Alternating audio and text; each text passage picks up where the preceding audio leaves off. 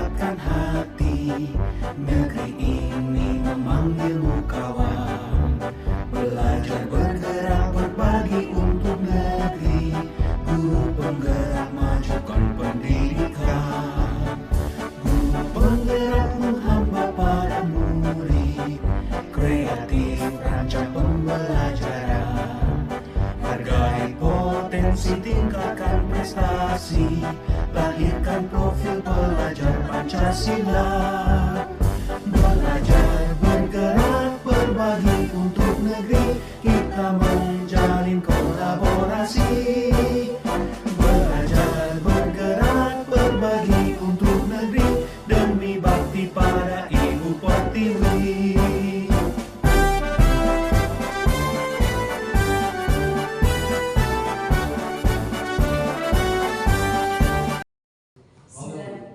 Bismillahirrahmanirrahim. Assalamualaikum warahmatullahi wabarakatuh. Waalaikumsalam warahmatullahi wabarakatuh.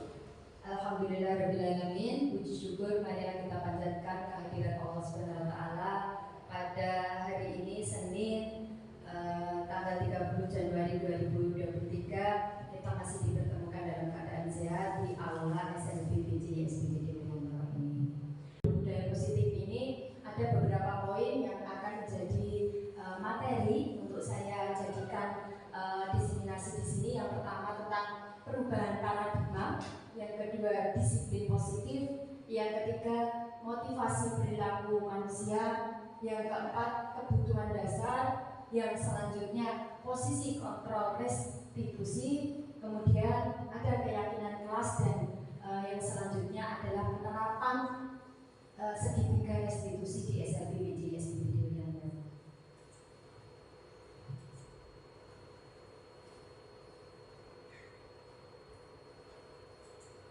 Untuk poin pertama, langsung pada pembahasan pembelajaran dengan paradigma baru, di mana dulu sebelum kita masuk ke platform Merdeka Belajar, kemudian belum adanya dari Mas Menteri Penggalangan untuk melaksanakan guru berbagi,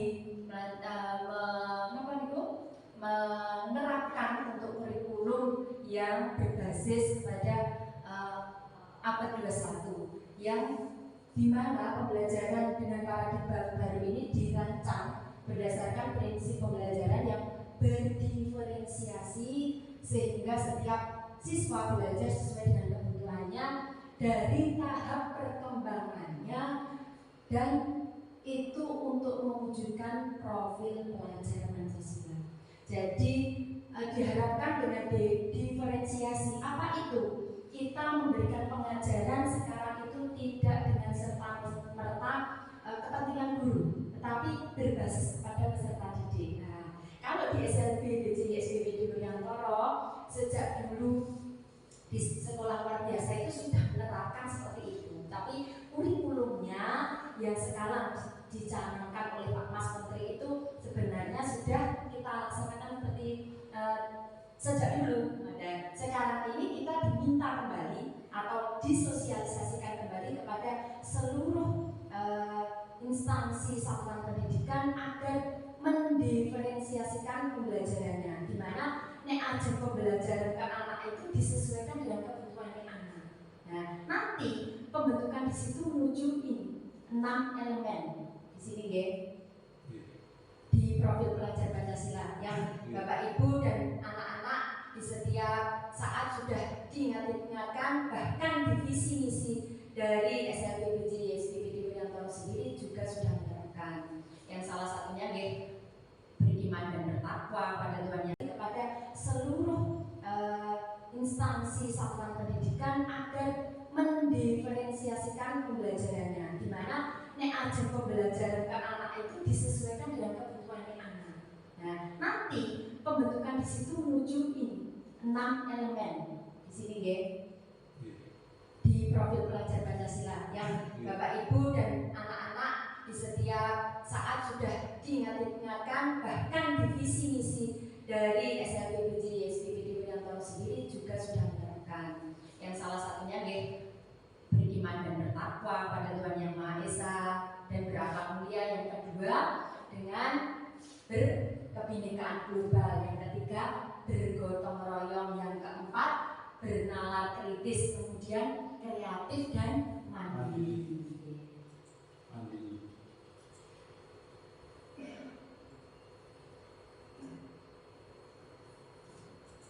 Di SLBBJ SPP di Wuryantoro sudah menerapkan beberapa disiplin positif. Nah, alhamdulillah dari gambar-gambar yang saya tayangkan ini sudah mencerminkan beberapa karakter pencerminan profil pelajar Pancasila.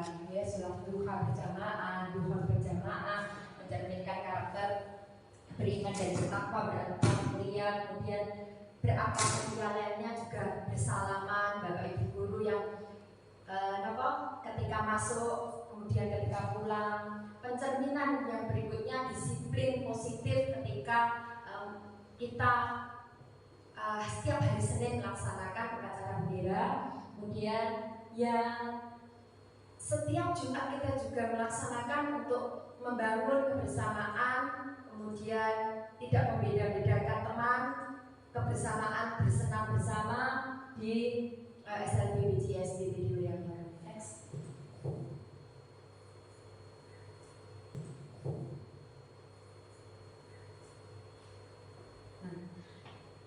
Di mana penerapan disiplin positif ini perlu adanya motivasi dari perilaku manusia. Kalau anak-anak di SLB mungkinkah memiliki motivasi dari dirinya sendiri? Bagaimana kalau saya lontarkan pertanyaan begitu, Bapak Ibu bisa menjawab mungkin atau tidak? Mungkin. Oh ya, alhamdulillah. Kita tidak boleh merendahkan anak-anak SLB.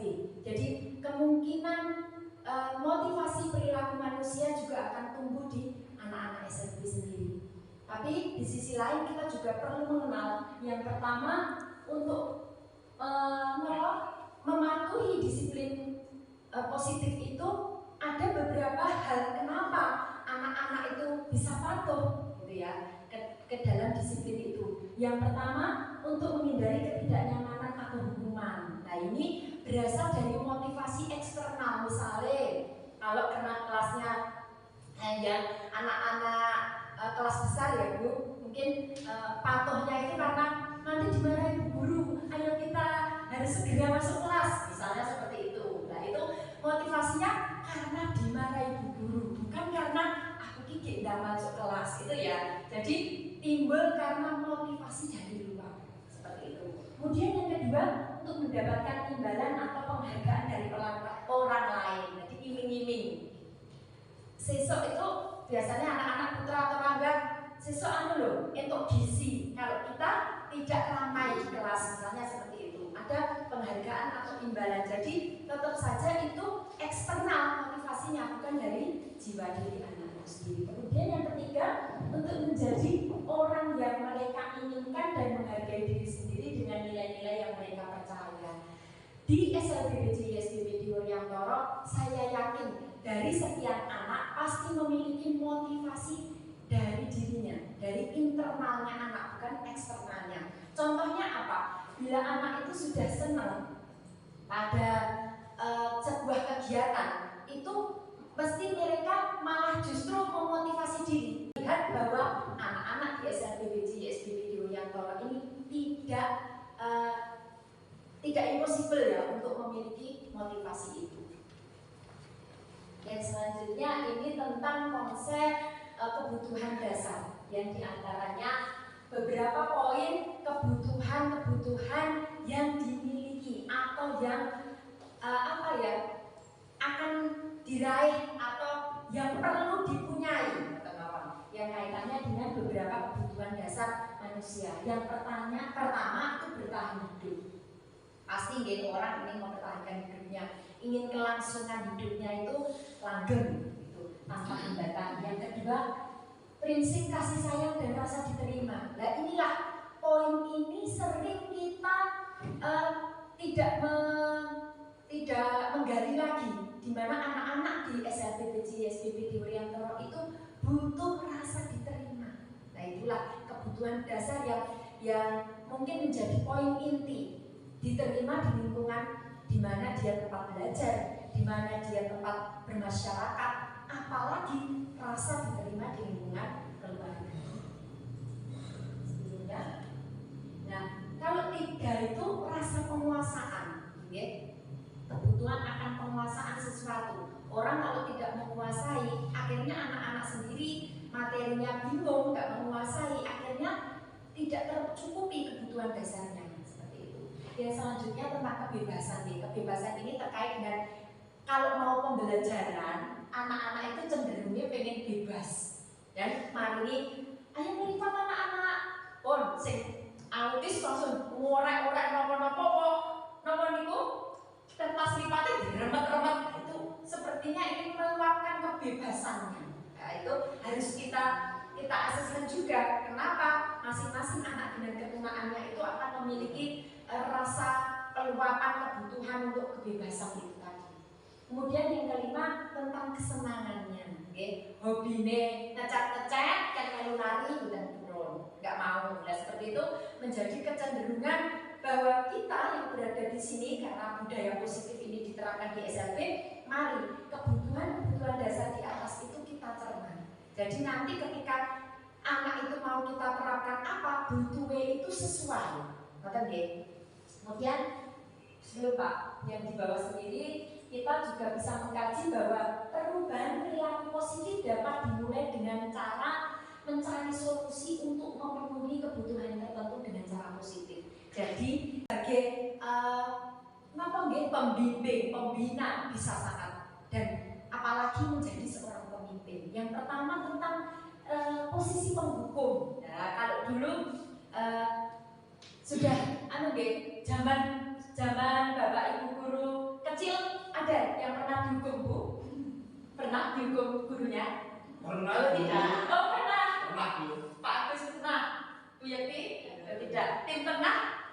Oh, pernah. Nah, itulah posisi penghukum yang sering digunakan pada era-era zaman guru kita dulu ya, Bu. Itu sering dikasih kapur di sini, tapi kok happy ya, Bu ya? Happy-nya minta ampun dikasih hukuman kayak gitu, malah tindaran untuk kamu dapat kapur, malah dicerita-ceritakan. Tapi ternyata posisi penghukum di sini itu biasanya itu dilakukan oleh guru-guru yang otoriter, ya. Guru-guru yang otoriter, jadi tidak mau dilawan. Ayo,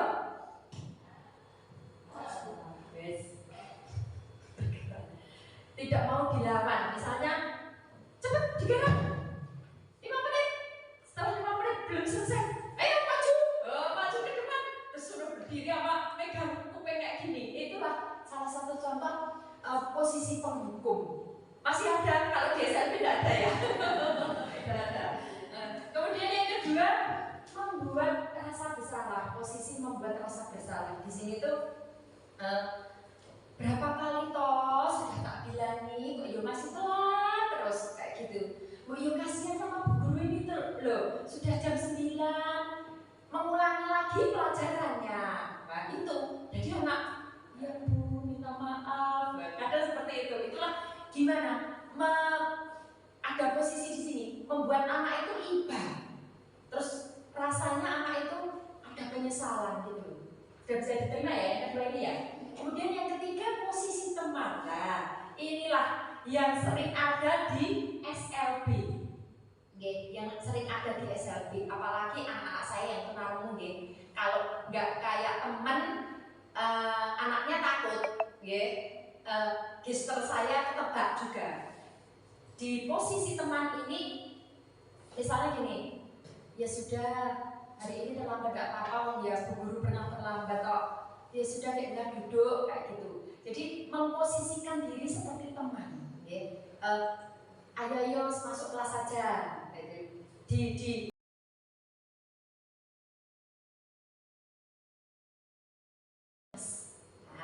di mana keyakinan kelas ini adalah nilai-nilai universal yang disepakati secara tersirat dan tersurat, lepas dari latar belakangnya suku, negara, bahasa maupun agamanya. Kemudian keyakinan ini sifatnya lebih abstrak dari peraturan dan berupa pernyataan universal, dibuat dalam bentuk positif, sedikit agar mudah diingat, kemudian sesuaikan dengan kondisi kelas dan diikuti oleh semua warga kelas itu ketika dalam penyusunan. Ya, di samping ini ada keyakinan kelas, contohnya untuk kelas tunarungu, karena tunarungu itu mengandalkan dengan penglihatan. Jadi ketika keyakinan kelas itu disampaikan bisa berupa pin-pin untuk pengingat diri. Yang tadi poinnya sedikit agar mudah diingat. Itu salah satunya yang ada di sana. Datang tepat waktu, kemudian membuang sampah pada tempatnya. Ya, itu ditambah dengan ikon gambar kalau anak tunarungu. Bisa nanti kalau anak tunanetra tambah braille juga bisa. Jadi modifikasi keyakinan kelas itu disesuaikan dengan kebutuhan peserta didik sendiri di kelas itu. Begitu nggih Bapak Ibu? Kalau nanti kita bisa menerapkan dari masing-masing wali kelas ini menerapkan keyakinan kelas dan bisa diterapkan seperti poin-poin di atas. Nah, tadi ada keyakinan kelas yang sudah dibentuk. Nah, ketika anak-anak menjalani pembelajaran kan bisa di dalam kelas, di luar kelas. Ada kemungkinan anak-anak itu akan mengalami pelanggaran keyakinan.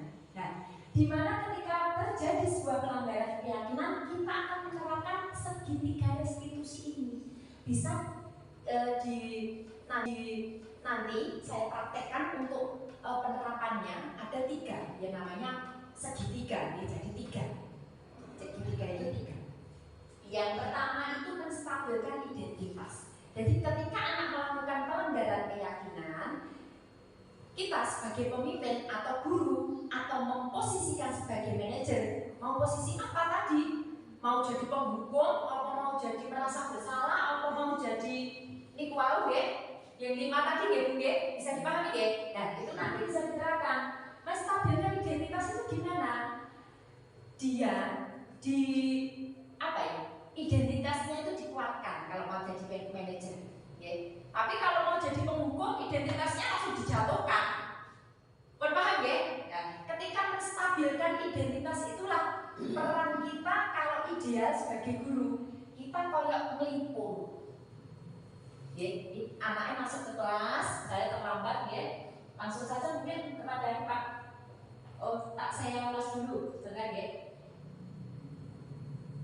yang menstabilkan itu kan setiap orang itu pasti pernah melakukan kesalahan. Jadi tadi yang seperti saya katakan, melipur anaknya.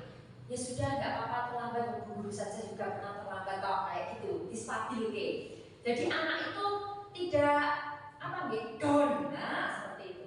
Yang kedua, validasi tindakan yang salah. Di sini kita mengulas, ingat-ingat. Kalau Bu Guru tadi ngajak kamu duduk di sini, berarti kamu salahnya apa ya Mas? Saya terlambat Bu, misalnya seperti itu. Terus dikaji lagi, terlambat karena apa ya Mas? Bangunnya kesiangan, dikaji lagi. Kalau kita sistemnya manajer betul terus buka-buka nih ngarep lawak setelah, ya setelah. Nah itu sebagai tadi posisi-posisi yang guru kan beda-beda keunikannya. Kemudian yang ketiga menanyakan keyakinan. Nah di sini nanti saya seringnya kalau sudah menerapkan anak-anak tak suruh buat testimoni. Saya melakukan pelanggaran keyakinan ini, terus saya tidak akan melakukan pelanggaran keyakinan di kemudian hari. Itu bagi tunanetra dan tunarungu. Validasi tindakan yang salah ini saya bertanya kepada anak, apakah tidak ada orang lain yang bisa membangunkan? Kamu tinggal bersama siapa? Ibunya, adiknya, kakaknya? Ya Bu, besok akan berusaha.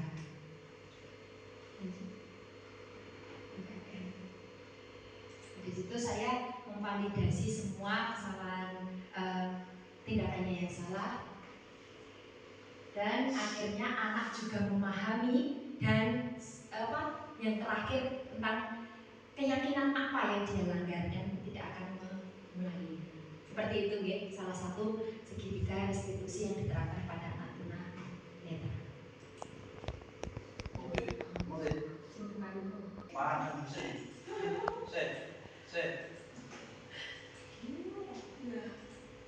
Nanti. Lagi.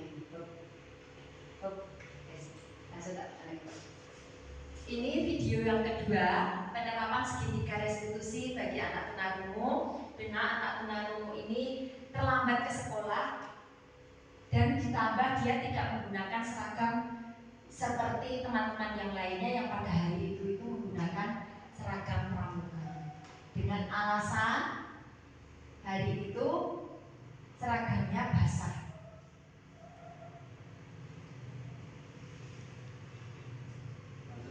Lanjut. Kemudian guru memposisikan diri sebagai teman. Kemudian ditambah lagi memang guru langsung menanyai di situ karena situasional apa anak langsung diberikan masukan di situ. Testimoninya.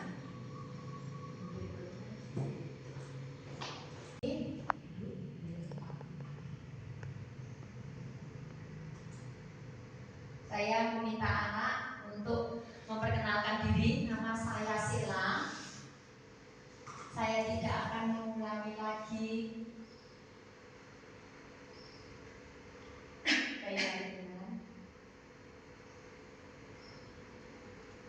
saya tidak akan mulai untuk tidak akan mengulangi lagi.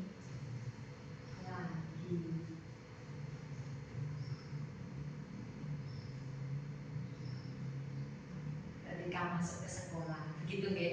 Karena terbata-bata, anak itu juga sudah menyadari bahwa melanggar keyakinan.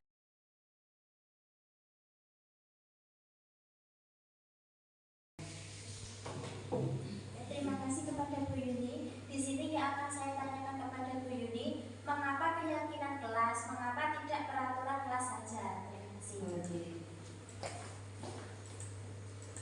Ya, itu pertanyaan bagus ya. Pertanyaan yang seringkali akan kita dapati ketika menyampaikan materi keyakinan kelas. Kenapa hal itu menjadi seperti apa, Nggih? Bagi kita baru, nggih. Anak-anak tahunya lihat tata tertib, lihat peraturan, nggih. Kenapa sekarang menjadi sebuah keyakinan? Di situ itu memiliki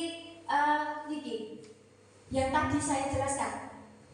Sebuah keyakinan itu bisa tersirat, bisa tersurat, dan itu menunjukkan nilai-nilainya. Misalnya nggak pakai helm, itu untuk keyakinan kelas yang mana? Keyakinan kelas untuk nilai-nilai yang anak-anak supaya tidak celaka, memiliki keselamatan. Kemudian yang kedua, untuk peraturan kelas untuk yang memakai masker, wajib cuci tangan, seperti itu juga nilai-nilai keyakinan kelasnya bisa kepada anak-anak tidak melanggar yang sudah disepakati seperti ketika corona kemarin, ya seperti itu. Jadi yang tersirat itu nilai-nilai kebajikannya, bukan peraturannya. Sekarang yang dilaksanakan seperti itu. Kalau kemarin sebagai guru sebagai guru penggerak kita sudah diberikan pemahaman tentang nilai-nilai dan peran. Salah satunya nilai-nilai itu yang kaitannya dengan kolaborasi, refleksi, kemudian berpihak kepada murid. Jadi setiap melaksanakan penentuan keyakinan kelas, kita tidak boleh ini anak-anak tak buat ke peraturan, bukan lagi seperti itu. Mari anak-anak kita buat kesepakatan kelas menjadi sebuah keyakinan kelas. Misalnya, kamu pengennya apa?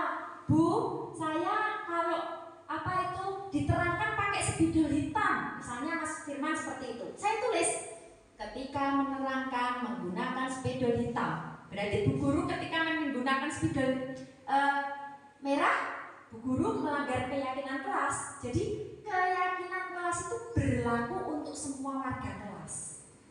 Kalau peraturan kan terlalu saklek kepada bacalah peraturan ini, seperti itu. Jadi mindset atau pemikiran kita dirubah supaya kita itu memiliki keyakinan kelas, bukan lagi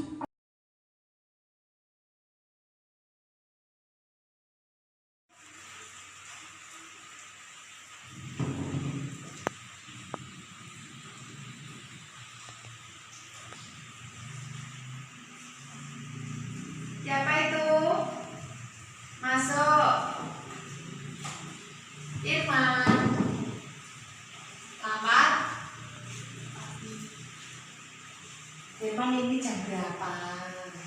Jam 7.30. Harusnya masuknya jam berapa, Mas? Jam 7.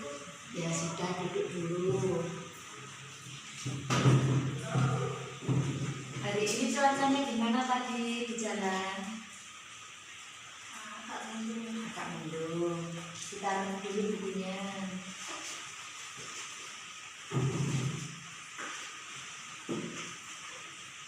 Oh iya Mas Firman, Ibu mau bertanya dulu ya nak. Nih. Harusnya kan Mas Firman hari ini itu masuknya jam 7. Kalau sampai di sini 7.30 berarti Mas Firman Terlambat. oh terlambat. Kalau seperti itu Mas Firman gimana? Gimana Mas Firman? Sedih apa senang nek terlambat Ki? Sedih. Nah, sedih. Besok tidak diulang ya. Nah, hari ini apa tadi tidak ada sing bangun ke di rumah? Tidak ada. Oh, tidak ada. Kat. Saya Firman dari SLB kelas 7. Saya setuju dengan keyakinan di kelas bahwa saya tidak akan terlambat lagi. Apa itu? Kenapa? Kenapa dibuang di sini? Kenapa? Iya kenapa? Hah? Oh lupa. Harusnya di mana ini? Oh diambil. Di mana? Ya, oh coba tempat sampah dulu. Kasih tahu ya, kita punya keyakinan kelas. Nah, apa itu? Kita sepakat kelasnya harus bersih, tidak boleh membuang sampah di kelas. Gimana? Setuju? Oh, setuju. Besok tidak boleh mengulangi lagi membuang sampah di kelas. Oke? Oke, tas dulu. Oh ya, sip. Dan diulangi ya. Nah, sing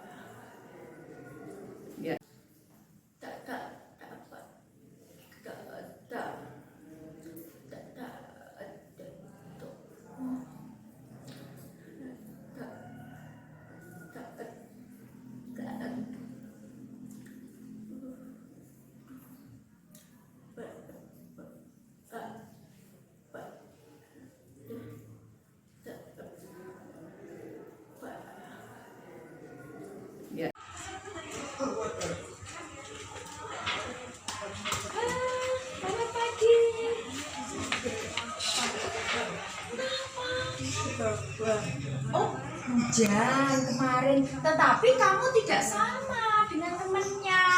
Apa cuma satu seragamnya? Oh, cuma satu. Oh, lupa. Besok kalau pakai seragam harus sama dengan tempatnya. Hari ini pakai apa? Pramuka kan? Ya, oh ya, besok. Nah, tidak boleh datang ke sekolah memakai seperti ini. Harusnya pakai pramuka. Pakai pramuka. Gimana? Sedih? Nggak apa-apa. Oh, alhamdulillah kamu hebat. Mentalnya hebat. Tidak apa-apa pakai ini ya. Oh ya, tetapi kamu sudah melanggar keyakinan di sekolah ini bahwa di sini setiap hari Jumat memakai pramuka. Oke ya, besok tidak boleh diulangi. Kamu harus taat dan patuh keyakinan yang sudah kita sepakati. Oke? Ya, pas dulu. Besok tidak diulangi ya. Apa kamu bisa mengungkapkan sama ibu? Gimana? Saya tidak akan mengulangi lagi kesalahan hari ini. Tahu? Ya.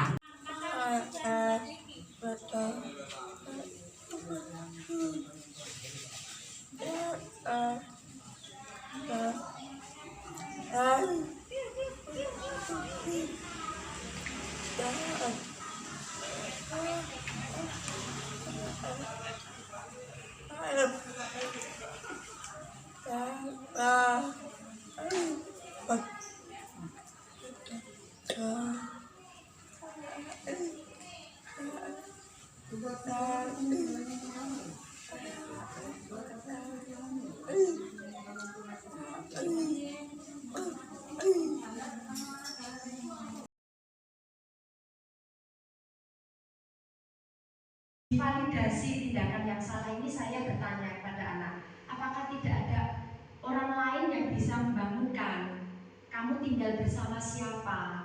Ibunya, adiknya, kakaknya, ya Bu, besok akan berusaha.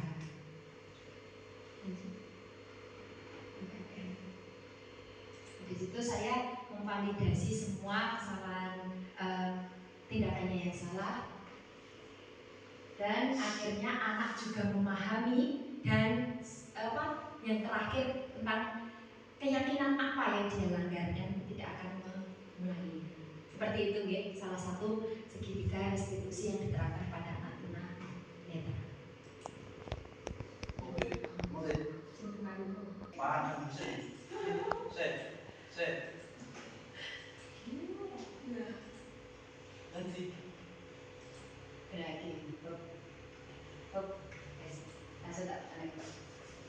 Ini video yang kedua, penerapan segitiga restitusi bagi anak tunarungu. Dengan anak tunarungu ini terlambat ke sekolah, dan ditambah dia tidak menggunakan seragam seperti teman-teman yang lainnya yang pada hari itu menggunakan seragam pramuka, dengan alasan hari itu seragamnya basah.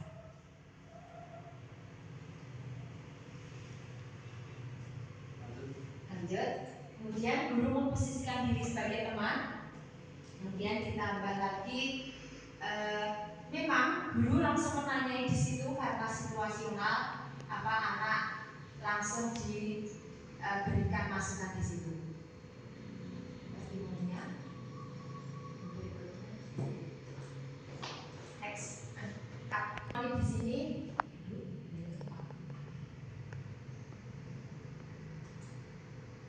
saya meminta anak untuk memperkenalkan diri. Nama saya Sila. Saya tidak akan mengulangi lagi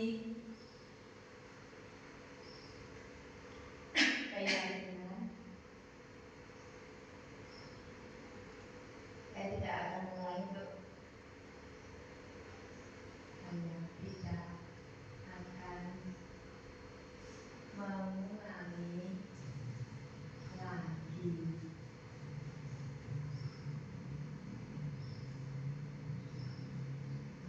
Ketika masuk ke sekolah, begitu ya.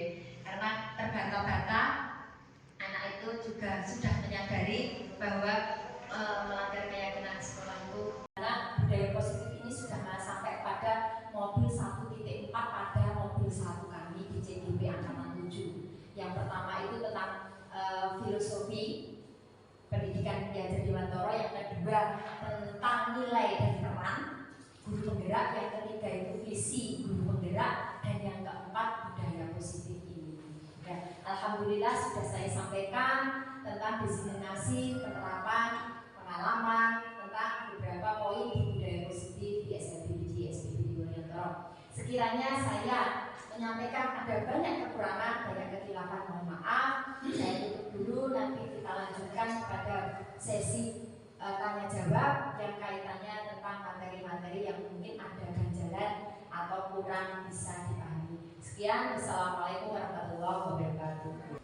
Kepada Bu Yulirawati, mohon maaf saya izin bertanya ya Bu Yulia, apa kendala bagi penerapan keyakinan untuk siswa tunarungu? Terima kasih.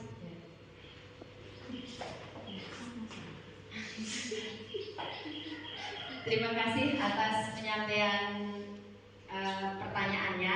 Ini langsung saya jawab saja ya, biar tidak tertunda. Ketika saya melaksanakan keyakinan untuk anak tunarungu, sangat berbeda sekali dengan anak tunanetra, di mana keyakinan yang saya poin-poinkan tadi seperti pinting gitu ya. Anak-anak mungkin taunya apa Bu, kemudian minta isyarat juga. Isyaratnya apa? Jadi saya harus lebih banyak membuka di kaidah bahasa isyarat, karena keyakinan sendiri itu kan tersirat nih, nilai-nilai kebajikan yang tersirat, banyaknya itu tersirat. Kalau anak-anak tunarungu tahunya itu nggak bisa abstrak, nyata, apa toh? Jadi ketika menyampaikan keyakinan, saya harus memberi contoh konkret dan memberikan beberapa gambaran. Mungkin mungkin saya juga mendownload beberapa video